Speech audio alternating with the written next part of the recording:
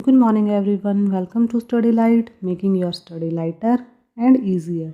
आज हम कंटिन्यू करेंगे क्लास 8th ज्योग्राफी का lesson number 2, land, soil, water, natural vegetation and wild life resources. इसके दो हेडिंग्स लैंड और सॉयल हम अपनी पिछली वीडियोस में देख चुके हैं। इस बार हम करेंगे वाटर। तो चलिए शुरुआत करते हैं अपने टॉपिक की।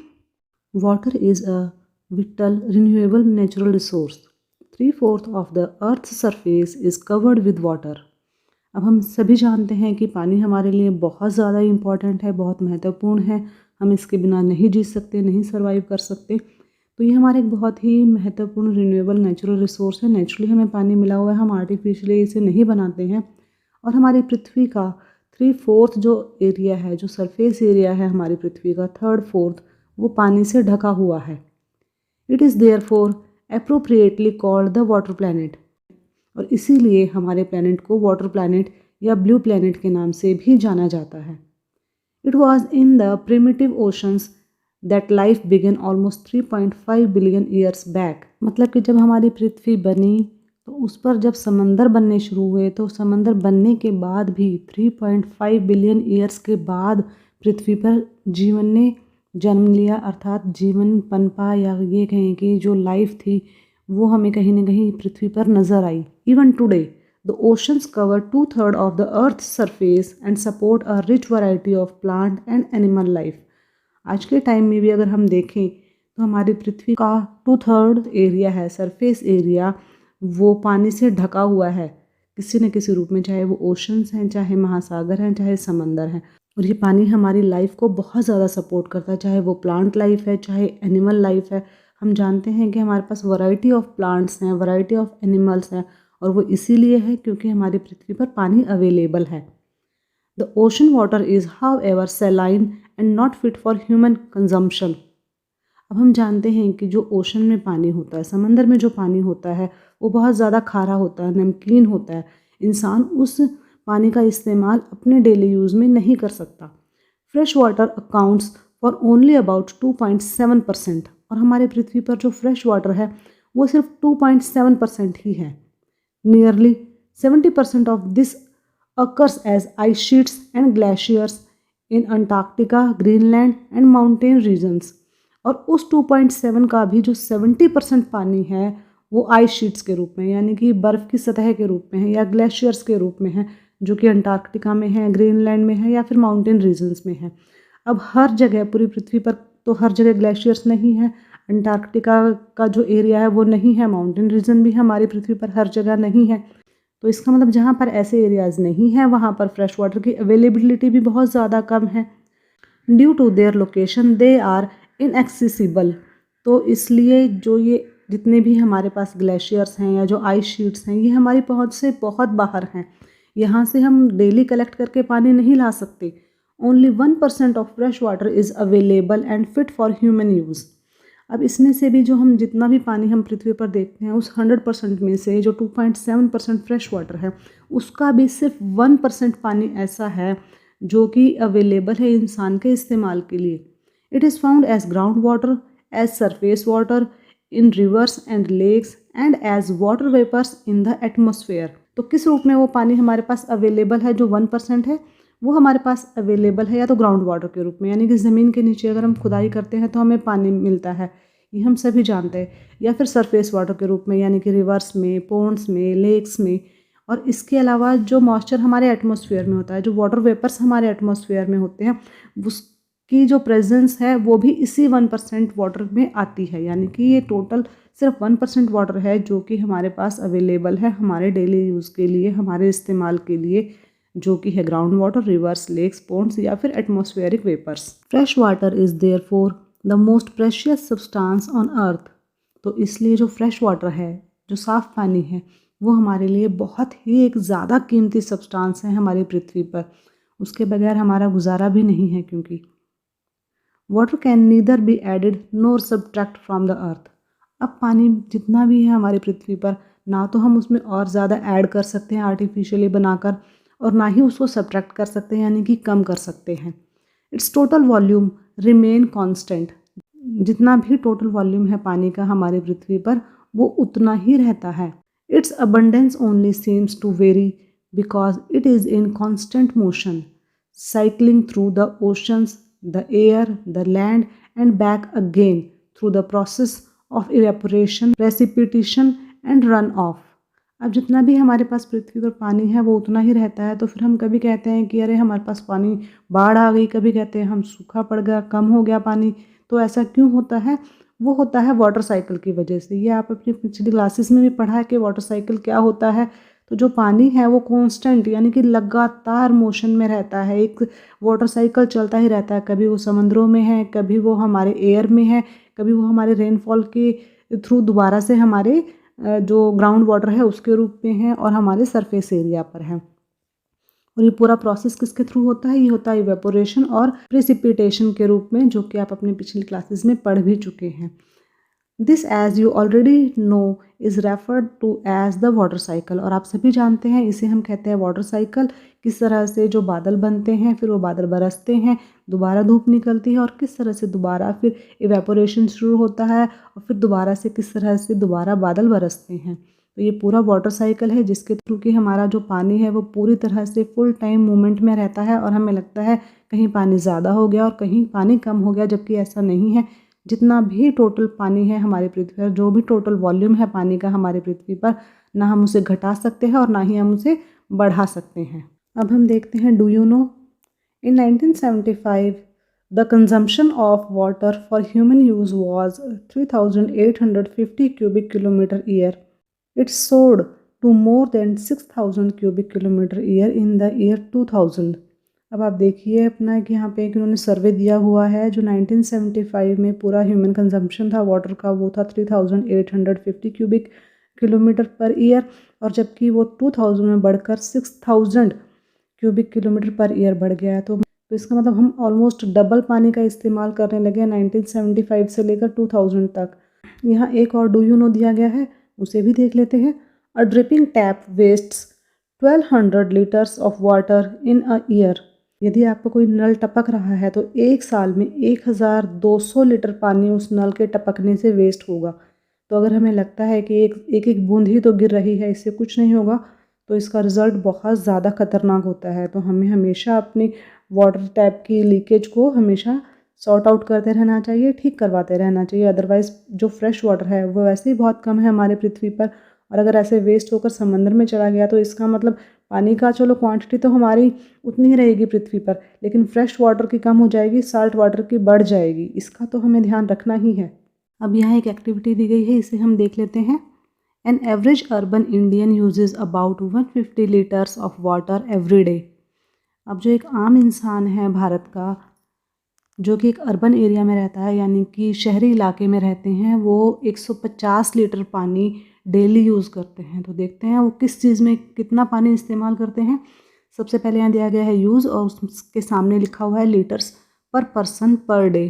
तो ड्रिंकिंग में हम 3 लीटर यूज़ करते हैं डेली, कुकिंग में हम 4 लीटर यूज़ करते हैं डेली, बाथिंग में हम 20 लीटर यूज़ करते हैं, फ्लशिंग में 40 लीटर्स, वॉशिंग क्लोथ्स भी 40 लीटर पर person, and washing utensils 20 litre पर पर्सन का एवरेज है ये, और गार्डनिंग में 23 लीटर्स पर पर्सन।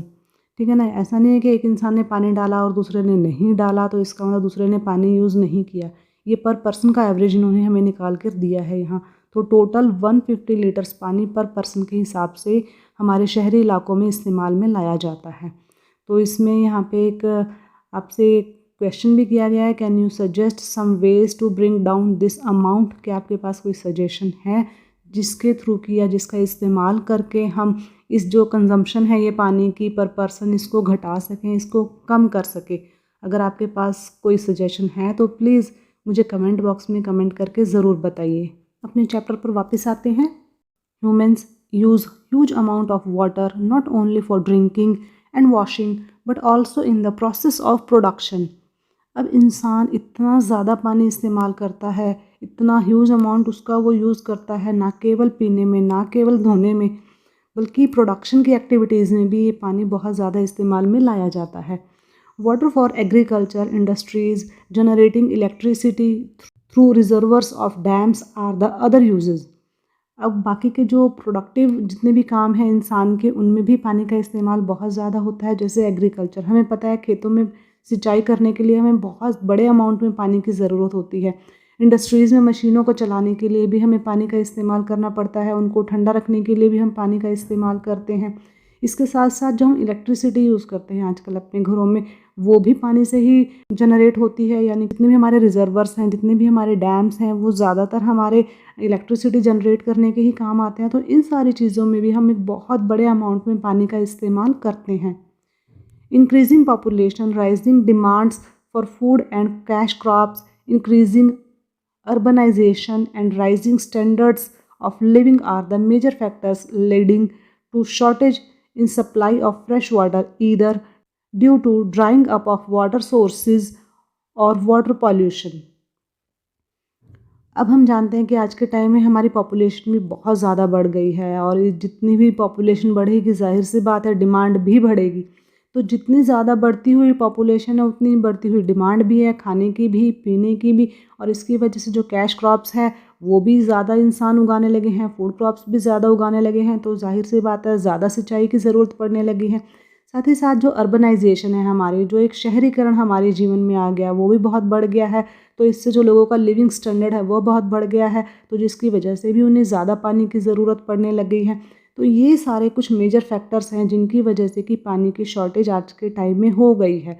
इसके साथ साथ ये भी है कि कई बार सूखा पड़ जाता है जिससे पानी की शॉर्टेज हो जाती है। साथ ही जो वाटर पॉल्यूशन है, हम जानते हैं कि बहुत सारी फैक्ट्रीज़ का, बहुत सारी इंडस्ट्रीज़ का जो केमिकल वेस्ट है वो पानी में छोड़ दिया जाता है, रिवर्स में छोड़ दिया जाता है, जिससे कि जो हमारा फ्रेश वाटर है वो पॉल्यूटेड हो जाता है, जो बाद में फ्रेश नहीं रहता है और हम उसे अपने इस्तेमाल में नहीं ला सकते हैं। तो ये बहुत सारे रीज़न हैं जिसकी वजह से कि पानी की शॉर्टेज अब होने लगी है। अब हम देखते हैं, do you know, have you ever heard about a water market?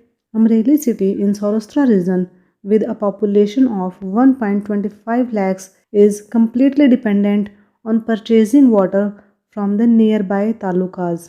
अब आपने कभी देखा हो, सुना हो कि एक अमरेली सिटी नाम की जगह है जो कि गुजरात में है, और वहाँ की जो पॉपुलेशन है वो 1.25 लाख्स है, जो पूरी तरह से पानी खरीद कर इस्तेमाल में लाते हैं। उनके आसपास की जो भी तालुका होती है, तालुका जैसे अपने यहाँ डिस्ट्रिक्ट होती है, तहसील होती है, तो तहसील को ही तालुकास कहते हैं।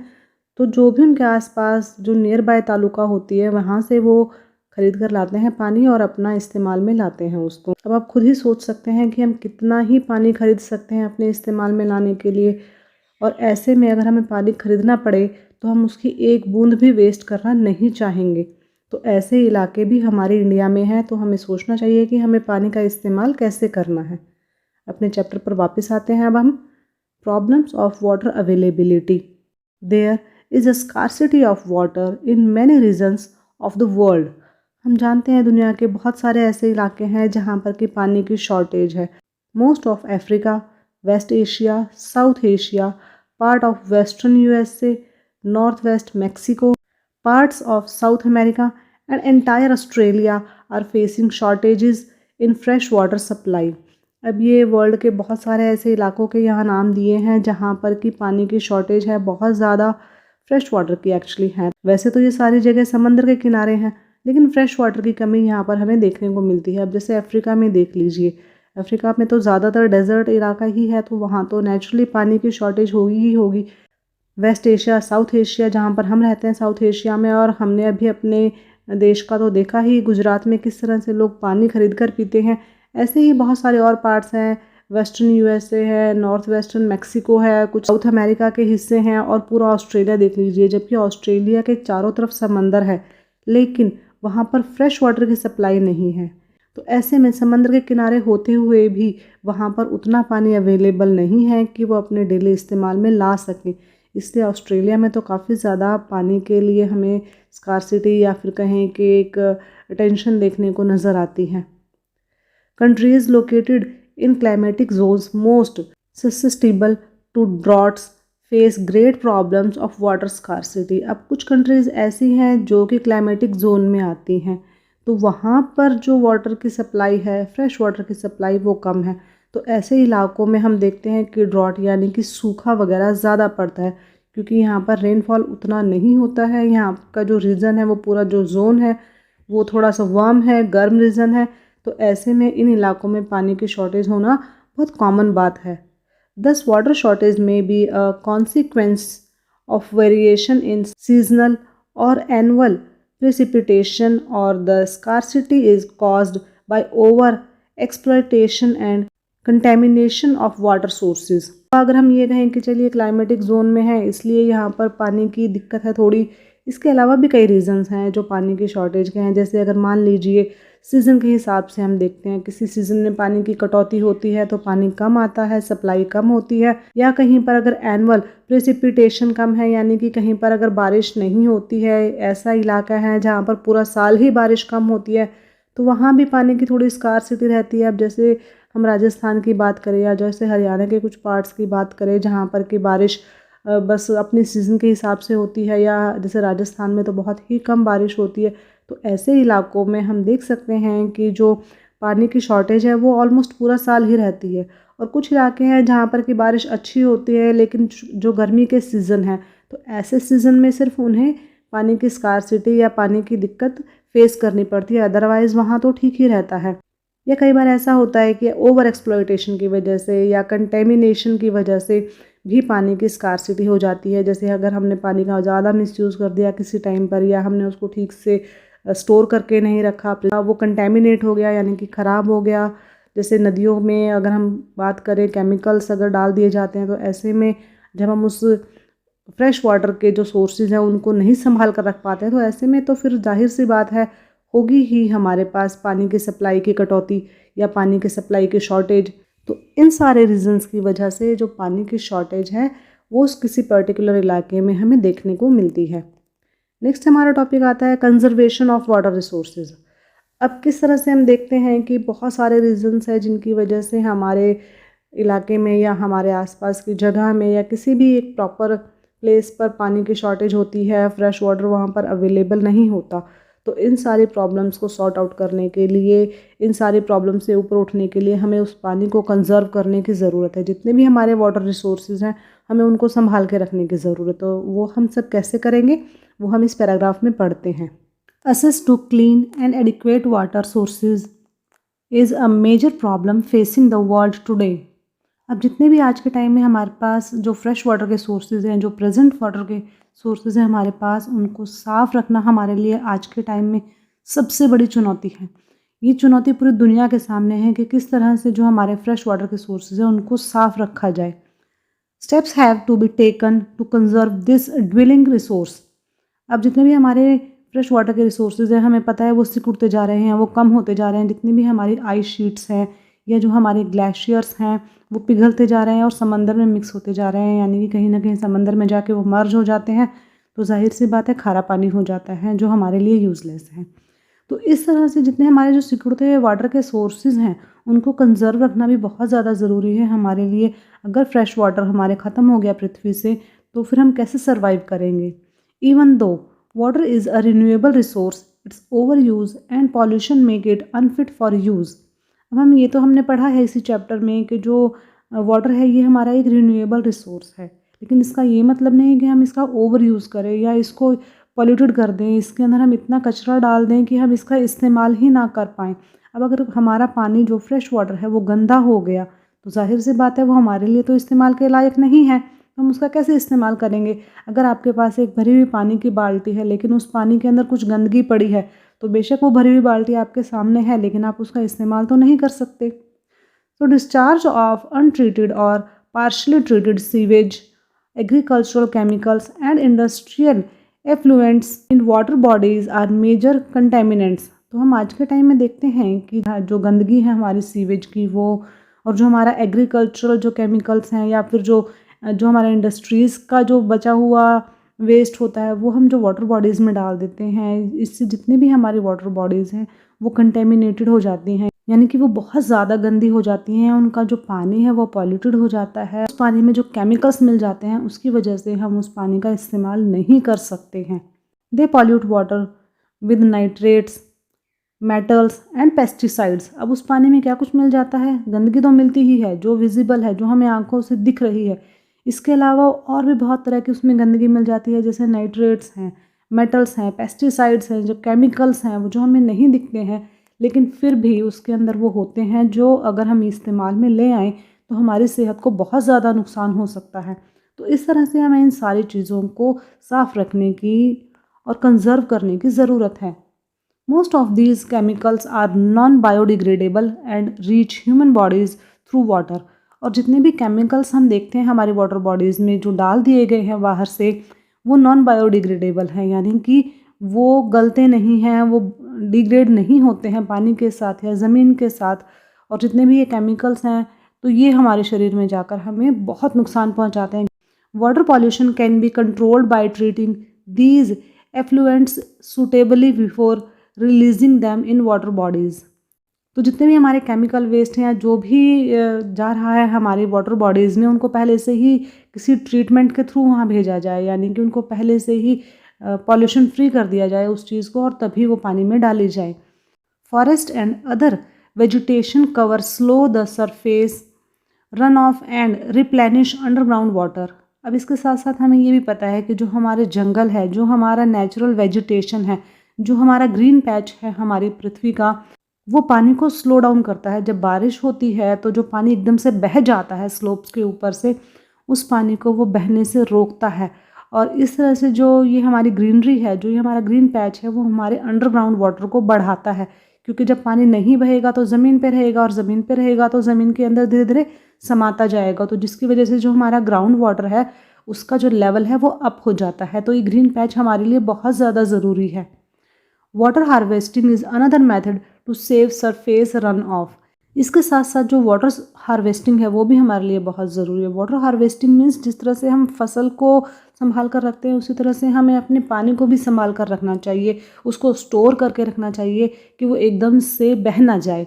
The canals used for irrigating fields should be properly lined to minimise losses by water seepage. अब जो हम वाटर हार्वेस्टिंग की बात कर रहे हैं वो यही है कि हमें बड़े बड़े कैनाल्स अगर हम बना लें तो जिसमें जो बारिश का पानी है वो इकट्ठा हो जाता है, और उसके थ्रू हम बाद में इरिगेशन में इस्तेमाल में ला सकते हैं इन कैनाल्स को, और इनके बहुत सारे इस्तेमाल हो सकते हैं इस पानी के। अब जैसे हम जानते हैं कि जैसे राजस्थान में इंदिरा गांधी कैनाल है, जो कि एक रेन वाटर कैनाल ही है, और उसमें जो पानी है स्टोर किया जाता है, और उसके थ्रू फिर काफ़ी इलाकों में वो पानी सप्लाई किया जाता है, जिससे खेतों की सिंचाई होती है और डेली यूज़ में भी वो पानी इस्तेमाल में लाया जाता है। तो इस तरह से हम वाटर की हार्वेस्टिंग कर सकते हैं, वाटर को स्टोर कर सकते हैं, बाद में उसको फर्दर इस्तेमाल में ला सकते हैं। जैसे अगर आपने कभी सुना हो तो बहुत सारे आइलैंड्स में इसी तरह से किया जाता है। जैसे अपना जो अंडमान निकोबार आइलैंड में है, वहाँ पे भी जो रेन वाटर है उसी को स्टोर किया जाता है, और उसी की सप्लाई फिर बाद में की जाती है घरों में।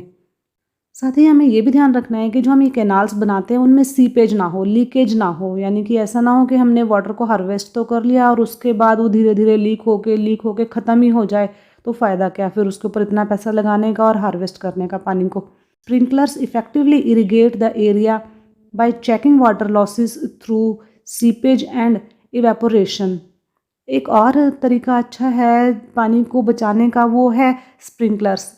जैसे कि आप यहाँ फ़ोटो में भी देख सकते हैं, स्प्रिंकलर्स ये होता है कि इससे आप अपने खेतों में पानी डाल सकते हैं। स्प्रिंकलर से बहुत धीरे धीरे पानी पूरे खेत में जाता रहता है। ऐसा नहीं कि एकदम से आपने बहुत सारा पानी दिया, वो बाढ़ की तरह आया और बाढ़ की तरह बह के चला गया। स्प्रिंकलर होता है कि थोड़ा थोड़ा पानी उसमें डालता रहता है, तो जो पानी होता है फसल को जितना चाहिए वो फसल ले लेती है, और उसके बाद जो बाकी बचा पानी है वो ज़मीन के अंदर समाता जाता है। तो इससे भी हम पानी की जो शॉर्टेज है उसको रोक सकते हैं, और जो एक्सेस में पानी इवेपोरेट हो जाता है उसे भी हम कंट्रोल कर सकते हैं।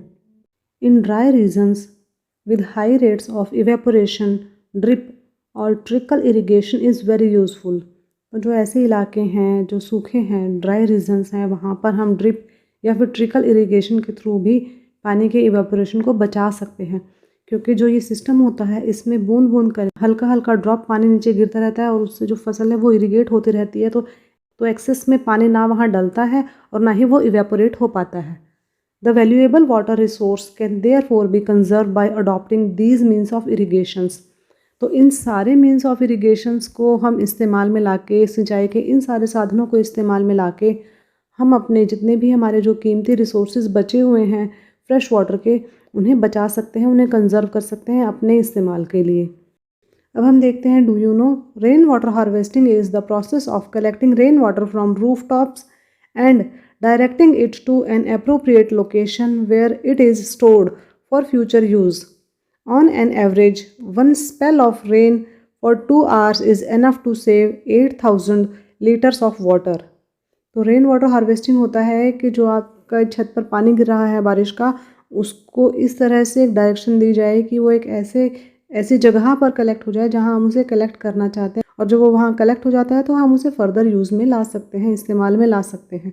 अगर 2 घंटे की बारिश हो रही है लगातार तो उसमें हम 8,000 लीटर तक पानी सेव कर सकते हैं, जो हमारे बाद में इस्तेमाल के काम आता है। इसके साथ ही हमारी आज की ये वीडियो ख़त्म होती है। नेक्स्ट वीडियो में हम करेंगे इसी चैप्टर का last topic, natural vegetation and wildlife. Till then take care and thanks for watching my video.